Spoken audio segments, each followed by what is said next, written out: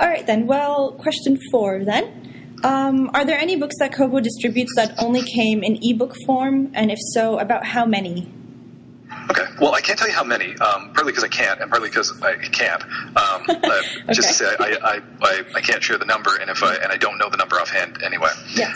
Nor do I know exactly how I would go about counting it up definitively. But yeah, a lot of and this is when I said earlier that I don't have a lot of advice for publishers, because I'm seeing some great stuff happening where publishers, even big ones, publishers whose bread and butter is selling massive quantities of printed books.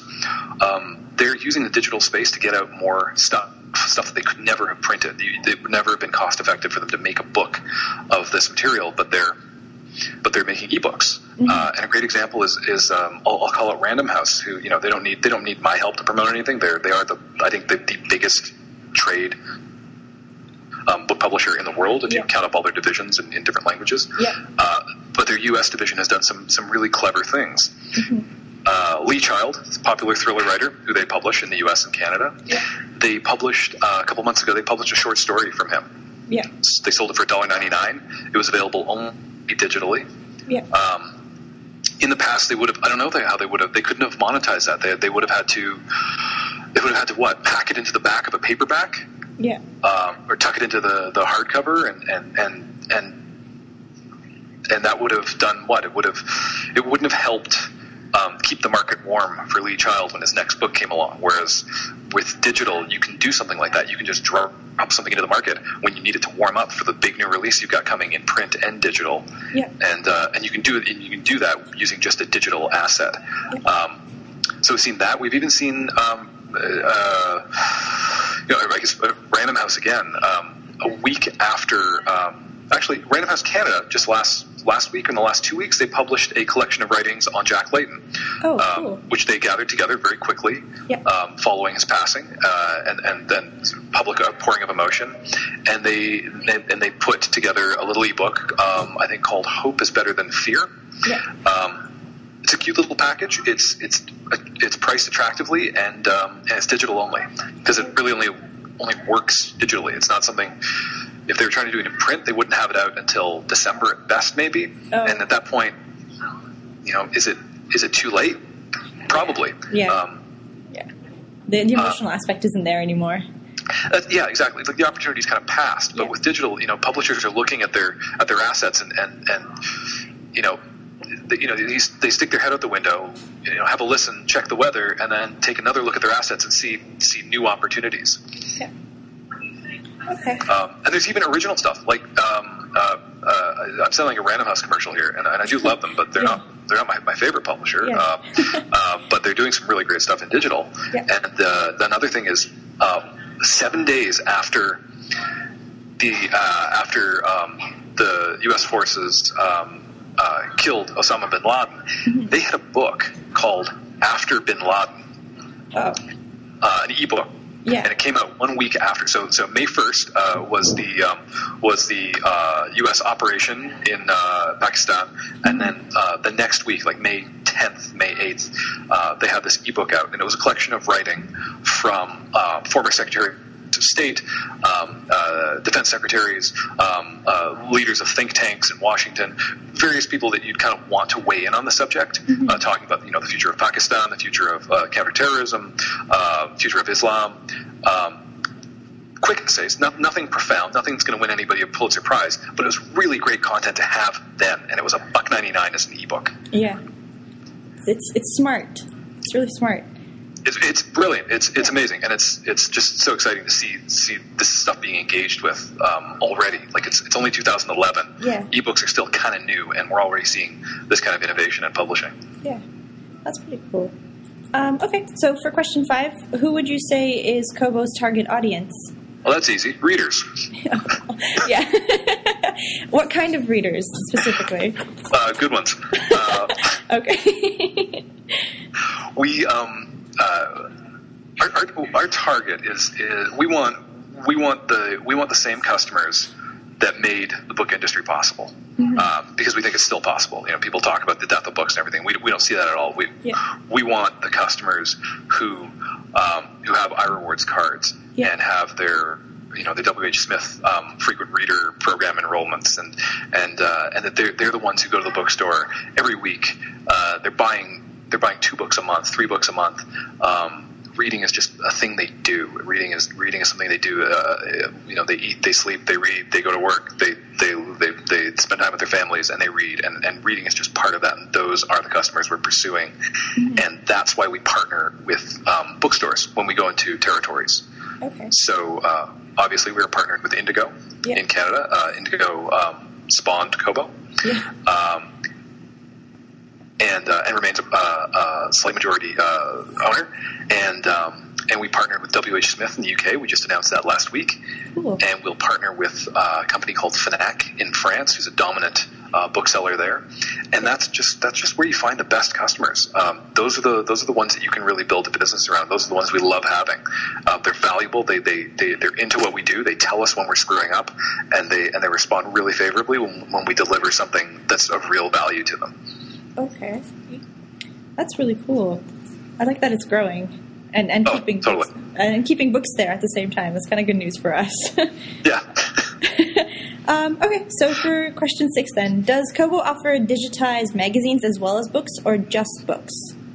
Yeah, we have a newsstand, and we offer a selection of newspapers and magazines. It hasn't grown perhaps as fast as we would have liked, and the reasons for that is it's another standard, it's another business, and operationally it's just another frontier to fight. So we've got a pretty good selection right now for North America, and as we're thinking about various ways to grow that, and some of that's through direct partnerships. Others there are other ways of solving for the problem of expanding selection. But yes, so to answer the question, we sell newspapers and magazines digitally. But not as many. The dominant thing is ebooks. Okay, I see. Yeah, that's cool. Okay, question 7. You mentioned that you work alongside Kobo's marketing and product development teams. Do you know what features and strategies they use to draw in customers? And would you say that Kobo competes with printed book sales in this way, or works alongside them? That's an interesting way to phrase a question. I don't think we're in competition with print. Mm-hmm. I don't. I think. I know it feels that way to certainly bookstores can feel like digital is in competition with them, but the competition would mean that the consumer can pick one way or the other and sort of be happy with their choice and kind of commit to it. And I don't think that's what's happening here. I don't think MP3s, like paid MP3s, were ever in competition with CDs. It was just the consumer was presented with a new way to consume the media they were consuming, and that's where they've gone. And that's what I'm seeing with books. So I wouldn't say we're in competition with print. That would be weird given our partnerships with retailers who rely on selling print. What we're in competition with is other ebook sellers. We think we've got a really good catalog. We think we've got a really good product in our apps and our devices, and